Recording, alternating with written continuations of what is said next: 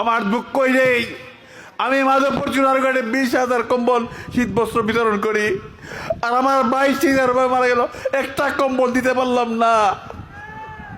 হে আল্লাহ, আল্লাহ তুমি বিচারের বিচারক, তুমি বিচারকের বিচারক, তোমার কাছে বিচার দিলাম, তুমি এটার বিচার করবে আল্লাহ। আমরা সবুর, আমরা ধৈর্য, আমি কোথায় ছিলাম, আমার মানসিক অবস্থা কি, আমার ব্যবসা বাণিজ্য ধ্বংস করে দিতে। তারা কিন্তু বর্ডারে আছে, যে কোনো সময় ঢুকিয়া পড়বো, সাবধান। অতীতের কথা ভুললেন না, 15 বছর 17 বছরের জুলুম অত্যাচার নির্যাতনের কথা ভুলবেন না। আমাদের মাঝে উপস্থিত আছেন সাইলং ইউনিয়ন যুবদলের সংগ্রামী সভাপতি, সাইলং ইউনিয়ন যুবদলের। ইলেকশন তো হবে, শেখ হাসিনার নির্ধারিত সময় ছিল তখন 2028-এ, সেই পর্যন্ত যদি বেঁচে থাকি, আর দুইটা কন্ডিশন, সেই পর্যন্ত বেঁচে থাকি, আর জো বাইডেন যদি আমেরিকা আবার ইলেকশন করে, তাহলে ইনশাল্লাহ কথা দিলাম ইলেকশন করব। এটা গতবারের কথা, এবার বহাল না, এবার গতবারের কথা এটা বহাল না, কিন্তু এইবার অনেক পরিবর্তন হয়ে গেছে। এখন পরিবর্তন হয়ে গেছে, 28-এর নির্বাচন কিন্তু এখন আমাদের দরজায় নক করতেছে, টুকটুক করতেছে, যে কোনো সময় হইতে পারে। হাসিনা পলায় না, হাসিনা পলায় না, হাসিনা পলায় করলে দিল্লি চলে গেছে।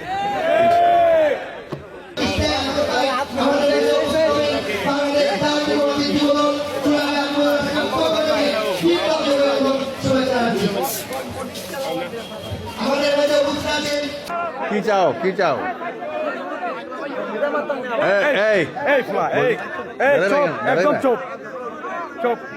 আমার আনছো কথা কইবার লাগে।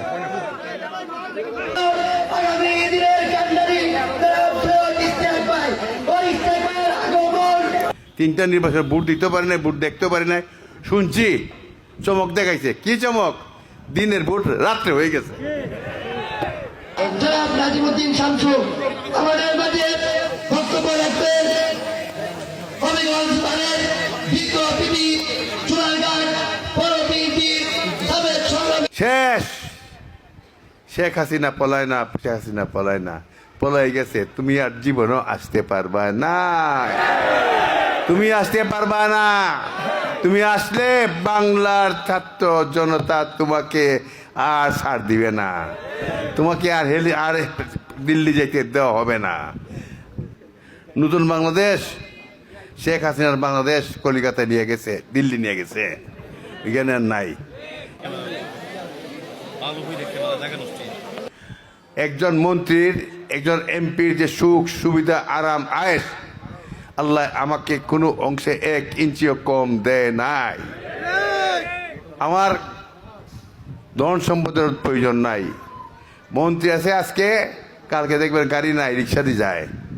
ফয়সল সাহেবের ইলেকশনও হারছে, আর একটা গাড়ি কিনছে। ফয়সল সাহেব ইলেকশনও হারছে, আর একটা মিল করছে। ফয়সল সাহেবের উন্নতি, ইলেকশনে ফেল করা উন্নতি হয়, আর তোমরা ইলেকশনে পাস করো, তোমাদের অবনতি হয়। এই হলো ফয়সল সাহেব। কারণ ফয়সল সাহেব সৎ, নিয়ত ভালো, খাস নিয়ত আমার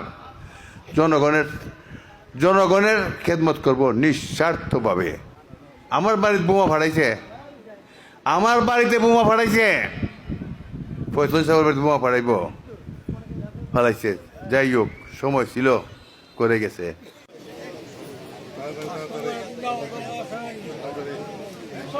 আমি যদি চোরাগাড়ি এসে ঘোরাঘুরি করতাম গাড়ি দিয়া, তাহলে কি হইতো? আমার ভাইয়ের লাশ জেল থেকে বেরিয়েছে, আমার আর একটা লাশ জেল থেকে বেরিত, সেটা কি মঙ্গল হইতো? সেটা কি আমার ছেলে ভালো হইতো? এইরকম জুলুমের শিকার হইয়া এখন তোমরা আমার প্রশ্ন করো। এত জুলুমের পর আমি দল ছাড়ি নাই, আমি দল ছাড়বো না। আমার মৃত্যু যে হয়ে যায় বিএনপি থেকে, আমার জানা বিএনপি অফিসের সামনে হয়, এইটাই ছিল। সংসদ নির্বাচনে 1991, 96, 2001 এবং 2008 সনে বিগত 4টি সংসদ নির্বাচনে প্রতিদ্বন্দ্বিতা করেছেন আজকের এই প্রধানমন্ত্রীকে। আমি বিএনপি রাজনীতি হারাম, একটি পয়সা উপার্জন করি নাই। আমার কোটি কোটি টাকা 17, 18, 20 বছরে, 30 বছরে গেছে। নিজের খেয়াল বিএনপি করছি। একবার ম্যাডামের একটা প্রোগ্রাম হয়েছে, লক্ষ লক্ষ টাকা করছি। এখানে নয়, হবিগঞ্জ করছি। আমি যতদিন বিএনপি রাজনীতি করছি, কোর কাছে কেউ চায়ের পয়সার চান্দা নেই নাই। চান্দা কি জিনিস আমি চিনে, এই জিনিস করে শিখাই নাই। আমি সেভাবে রাজনীতি করছি।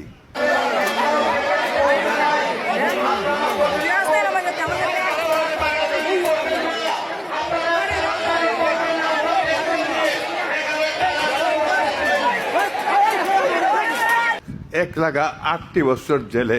এ কেমন আছে, ও কেমন আছে, সবার নাম ধরে জিজ্ঞাসা করতে, চুনারগড়ের মাধবপুর, তুমি কি কোনো বিএনপি রাজনীতি করো?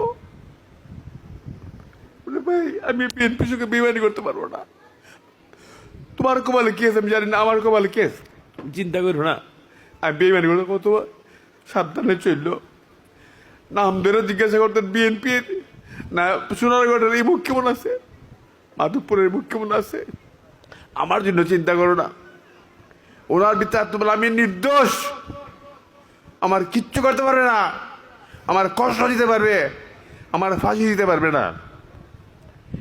যখন ফাঁসির অর্ডার হলো তখন আগে দেখা করছে, ওর ভাই কি করন, তোমরা আল্লাহর বিশ্বাস রাখো, আমি জানি আমি নির্দোষ, আমার তারা কোনো ক্ষতি করতে পারবে না। আমার ভাইকে, আমার ভাইয়ের মৃত্যু হয় নাই, আমার ভাইকে ষড়যন্ত্র করে হত্যা করা হয়েছে।